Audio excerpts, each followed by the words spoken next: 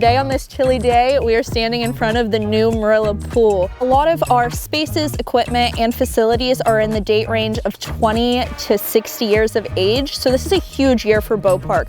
We are doing major improvements to our pavilions, our ice arena, our pools, and our playgrounds. The new Marilla Pool is scheduled to open this summer. Our new admission prices just dropped. For children under 3, it's free to come in.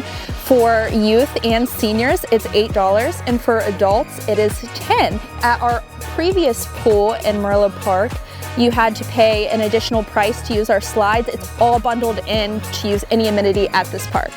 If you want to look at it with me, we have 3 slides, a lazy river, a splash pad, and a deep entry pool. The pool will open Memorial Day weekend, and we can't wait to welcome you this summer to the new Marilla Pool. And while we're talking about the summer fun on this chilly day, we should also mention our Morgantown Ice Arena, which is scheduled to close on February 2nd for its improvements to our mechanical functions, our roofing, exterior, and the public-facing side of the interior. And we're getting new restrooms, and we're also changing the boards. It is scheduled to reopen again on October 2025.